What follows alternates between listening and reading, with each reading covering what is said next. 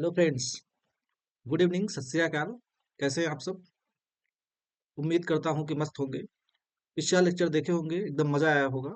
इसी तरह के शॉर्ट वीडियोज में आपके लेक्चर्स अवेलेबल रहेंगे जो 10-15 मिनट से ज़्यादा नहीं जाएंगे, जिसमें हम लोग सारे इंपॉर्टेंट क्वेश्चन को डिस्कस करेंगे।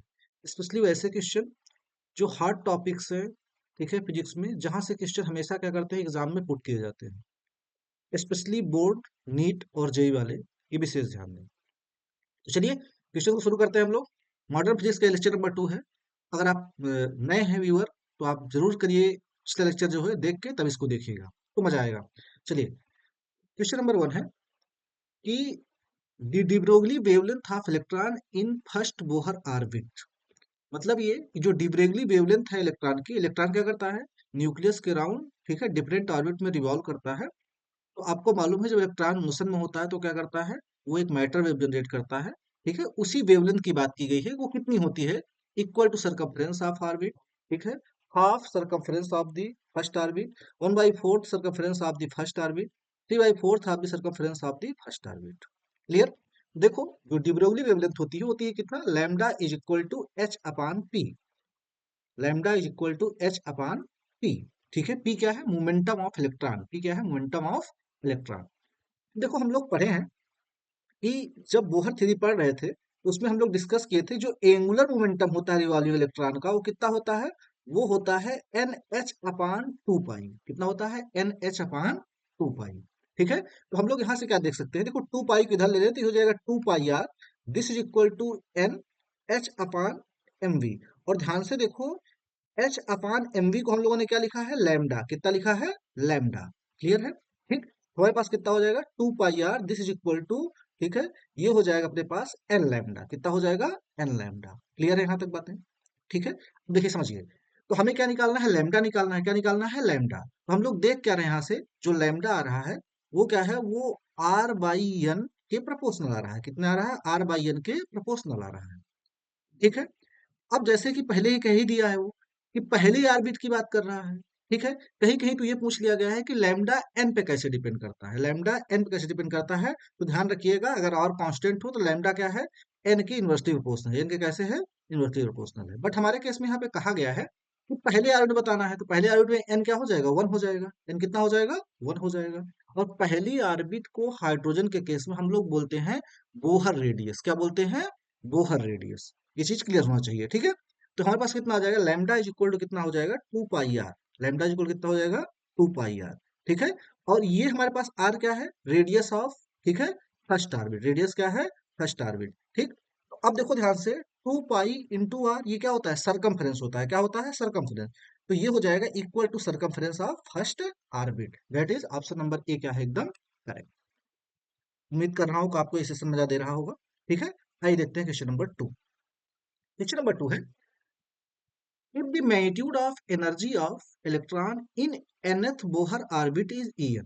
मतलब ये है कि जो एनर्जी होती है nth ऑर्बिट में, वो कितनी होती है हाइड्रोजन केस में, -13.6।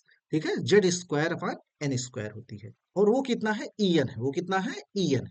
क्लियर है? ठीक, वो कह रहा है आपसे कि और उसका एंगुलर मोमेंटम कितना है, Jn है। एंगुलर मोमेंटम कितना है, Jn है। एंगुलर मोमेंटम कितना है, Jn है। क्लियर है? एंगुलर मोमेंटम कितना है, Jn है। ठीक, वो कह रहा है कि बताओ ये जो एनर्जी है और एंगुलर मोमेंटम है, इसमें क्या रिलेशन होता है, इसमें क्या रिलेशन होता है। ठीक है, देखो ये क्वेश्चन ऐसे हैं जो ट्रिकी हैं, थोड़े से कॉन्सेप्चुअल हैं, उनको हम लोग डिस्कस कर रहे हैं। ठीक है, चलिए समझिए। तो जो एनर्जी होती है, ठीक है, हाइड्रोजन लाइक एटम में, वो कितनी होती है, En is equal to -13.6 Z square by n square. ये कितनी किसमें होती है, इलेक्ट्रॉन वोल्ट में होती है।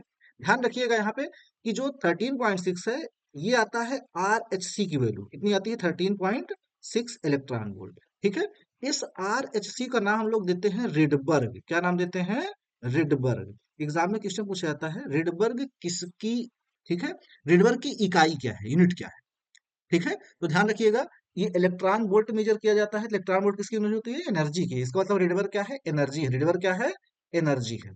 ठीक है, जबकि रिडबर्ग कांस्टेंट क्या होता है, वो अलग चीज है, वो कैपिटल आर होता है। क्या होता है, कैपिटल आर होता है। और ध्यान समझिएगा, जो रिडबर्ग कांस्टेंट होता है ना, वो रेसिप्रोकल ऑफ लेंथ होता है। क्या होता है, रेसिप्रोकल ऑफ वेव लेंथ। ठीक, तो वहां पर जो यूनिट होगी वो क्या होगी, पर मीटर होगी। क्या होगी, पर मीटर होगी। ध्यान रखिएगा, वो रिडबर्ग कांस्टेंट है, ये रिडबर्ग है। चलिए, तो एनर्जी कितनी आ गई, यानी -13.6 Z square by n square electron volt होगी। ठीक, तो हम लोग देख क्या रहे हैं, यहाँ जो एनर्जी है अपनी वो कैसे डिपेंड कर रही है, वो एन पर 1/n² डिपेंड कर रही है। कैसे डिपेंड कर रही है, E n is equal proportional to 1/n²। और देखो बोहर का जो हमारे पास क्या था, ठीक है, एंगुलर मोमेंटम वाला कॉन्सेप्ट कॉन्सेप्ट था, उसमें उन्होंने क्या बताया था कि देखिए जो इलेक्ट्रॉन रिवॉल्व करता है, ठीक है, उसका एंगुलर मोमेंटम क्या होता है, ठीक है, पर्टिकुलर ऑर्बिट में फिक्स होता है। और वो क्या होता है, integral multiple of h/2 pi, integral multiple of h/2 पाई। और इंटीग्रल मल्टीपल को हम लोग क्या नाम देते हैं, n, मतलब n की वैल्यू 1 होगी, 2 होगी, 3 होगी, 4 होगी, 5 होगी, इस तरह से होगी। तो Jn कितना हो गया, एन एच अपान टू पाई के। क्लियर, तो हम लोग यहाँ देख रहे हैं कि h/2 पाई क्या है, कांस्टेंट ही है। मतलब Jn जो है वो n के प्रोपोर्शनल है। थोड़ा बात को ध्यान समझिए, Jn प्रोपोर्शनल हुआ n के, तो क्या हम इसको ऐसे भी लिख सकते हैं क्या, कि n is proportional to Jn। बिल्कुल सही बात है, कोई दिक्कत नहीं है। ठीक है, चाहे x प्रोपोर्शनल टू y हो, चाहे y प्रोपोर्शनल टू x हो, बात एक ही है। ठीक है, अब दूसरी बात समझते हैं। एनर्जी जो है वो कैसे है, वो है 1/n² में। तो n हमारे पास कितना है यहाँ पे, n है, ठीक है, Jn के प्रोपोर्शनल, तो इसको ऐसे लिख सकते हैं क्या हम लोग। तो हम लोग क्या देख रहे हैं यहाँ से, कि जो एनर्जी है वो क्या है, Jn के स्क्वायर के इनवर्सली प्रोपोर्शनल है। Jn के स्क्वायर के इनवर्सली प्रोपोर्शनल है। क्लियर, तो यहाँ हमारे पास ऑप्शन नंबर क्या है, डी, एकदम करेक्ट। ध्यान रखिए कि जितने क्वेश्चन बता रहे हैं एकदम इंपॉर्टेंट क्वेश्चन हैं ये। ठीक है, ये क्वेश्चन हमेशा कहीं ना कहीं एग्जाम में पूछे जाने की पॉसिबिलिटी है, और थोड़े से ट्रिकी और कॉन्सेप्चुअल होते हैं। ठीक है, मजा आ रहा है। चलिए क्वेश्चन नंबर नेक्स्ट देखते हैं। क्वेश्चन नंबर नेक्स्ट है, देखिए इसको भी समझिए थोड़ा सा ध्यान से। In Bohr model of hydrogen atom, the ratio between the period of revolution of electron in first orbit, मतलब इलेक्ट्रॉन जो पहले ऑर्बिट में घूम रहा है, ठीक है, उसका टाइम पीरियड, और period of revolution of electron in second orbit, इनका रेशियो क्या होगा। तो सबसे इंपॉर्टेंट ये है कि देखिए टाइम पीरियड, ठीक है, हम लोग कैसे निकाल सकते हैं, जब हमको पता हो, ठीक है, नंबर ऑफ ऑर्बिट के साथ टाइम पीरियड कैसे वेरी करता है। हाइड्रोजन एटम है, तो जेट की वैल्यू कितनी हो जाएगी, 1 हो जाएगी। जेट वैल्यू कितनी हो जाएगी, 1 हो जाएगी। चलिए समझते हैं। तो देखो जो टाइम पीरियड होता है, क्योंकि इलेक्ट्रॉन क्या करता है, यहाँ पे सर्कुलर रिवॉल्व करता है, तो टाइम पीरियड हम लोग क्या लिख सकते हैं, T is equal to 2 pi r/v। ठीक है, डिस्टेंस अपॉन स्पीड, टाइम क्या हो जाएगा, डिस्टेंस अपॉन स्पीड। डिस्टेंस कितना होगा, सरकमफ्रेंस के इक्वल, तो 2 पाई r लिख दिया। स्पीड कितनी हो गई, v हो गई। क्लियर है यहाँ तक बातें। चलिए देखो, हम लोग जानते हैं कि जो रेडियस होती है ना, वो क्या होती है, वो होती है r0, ठीक है, n² बाई जेड। हम लोग यहाँ से देख रहे हैं आर प्रोपोर्शनल टू क्या है, n²। आर प्रोपोर्शनल टू क्या है, n²। यहाँ तक बात सब क्लियर हो रही है। ठीक, तो आर प्रोपोर्शनल टू क्या है, n² है। और जो वेलोसिटी देखते हैं ना, तो वेलोसिटी कितनी होती है, वो होती है v0, ठीक है, z/n। मतलब वेलोसिटी क्या है, 1/n पे डिपेंड कर रही है। क्या है, 1/n पे डिपेंड कर रही है। तो क्या हम ऐसा कह सकते हैं क्या, कि टाइम पीरियड r/, ठीक है, v पे डिपेंड कर रहा है। यहाँ क्या हो जाएगा, r/v पे डिपेंड कर रहा है टाइम पीरियड। ठीक, और देखो जो हमारे पास r है वो n² डिपेंड कर रहा है। ठीक है, और वेलोसिटी किस पे डिपेंड कर रही है, वेलोसिटी डिपेंड कर रही है 1/n पे। वेलोसिटी किस पे डिपेंड कर रही है, 1/n पे। क्लियर है। ठीक, हम ऐसा बोल सकते हैं क्या, कि देखो जो हमारे पास टाइम पीरियड है, ठीक है, जो टाइम पीरियड है वो कितना हो जाएगा, time period proportional to r/, ठीक है, v। और देखो r क्या है, n² प्रोपोर्शनल है, तो इसको हम लोग ऐसे लिखते हैं यहाँ पे, ये हो जाएगा n²। और v जो है वो 1/n पे डिपेंड कर रहा है, तो इसको लिख दे 1/n। तो सीधे क्या आ गया, ये आ गया n³ के प्रोपोर्शनल। क्या आ गया, n³ के प्रोपोर्शनल आ गया टाइम पीरियड। यहाँ तक बातें क्लियर हो रही है। ठीक, तो हम ऐसे लिख सकते हैं क्या, कि पहले में टाइम पीरियड और दूसरे में टाइम पीरियड का रेशियो कितना हो जाएगा, वो n1/n2 का क्या हो जाएगा, क्यूब हो जाएगा। क्या हो जाएगा, क्यूब हो जाएगा।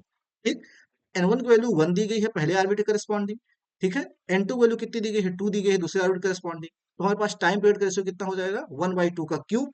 ठीक है, 1/2 क्यूब मतलब कितना हो जाएगा, 1/8। सबसे इंपॉर्टेंट ये है कि जितने भी यहाँ पे हमने गोले लगाए हैं, ये सारे इंपॉर्टेंट फार्मूले हैं, सारे इंपॉर्टेंट फार्मूले हैं। ध्यान रखना है यहाँ पे, जो r0 होता है, पहले इसका आंसर ऑप्शन नंबर डी क्या है, एकदम करेक्ट है। ठीक है, यहाँ पे कुछ एडिशनल चीजें देख लीजिए। r0 जो होता है, इसे बोलते हैं बोहर रेडियस, इसकी वैल्यू होती है 0.529। ठीक है, इतने एंगस्ट्रॉम, कहीं कहीं पे इसको 0.53 एंगस्ट्रॉम लिख देता है। और जो v0 हमने यहाँ कांस्टेंट यूज किया है, ये वाला v0, इसकी वैल्यू होती है 2.18 इंटू 10⁶ मीटर पर सेकंड। ठीक है, 6 मीटर पर सेकेंड। ठीक है, बाकी आपको क्वेश्चन एकदम आसानी से समझ में आ गया होगा। चलिए देखते हैं question number next. Next question है, ये भी एक शानदार क्वेश्चन है। ठीक है, ये भी एक क्या है, शानदार क्वेश्चन है। जैसे उसमें पूछा गया था टाइम पीरियड एन पे कैसे डिपेंड कर रहा है, इसमें पूछा गया एंगुलर वेलोसिटी एन पे कैसे डिपेंड कर रही है। तो the angular speed of electron in nth orbit of hydrogen atom. ठीक है, तो यहाँ पे क्या है हमारे पास कि nth ऑर्बिट में, ठीक है, एंगुलर स्पीड किस तरह डिपेंड करती है। देखो एंगुलर स्पीड हम लोग क्या लिखते हैं, omega is equal to v by r. Omega is equal कितना लिखते हैं, वी बाई आर। वी क्या है, लीनियर वेलोसिटी, आर क्या है, रेडियस है। ठीक, तो हम कह सकते हैं क्या, ओमेगा जो है वी बाई आर के प्रोपोर्शनल है।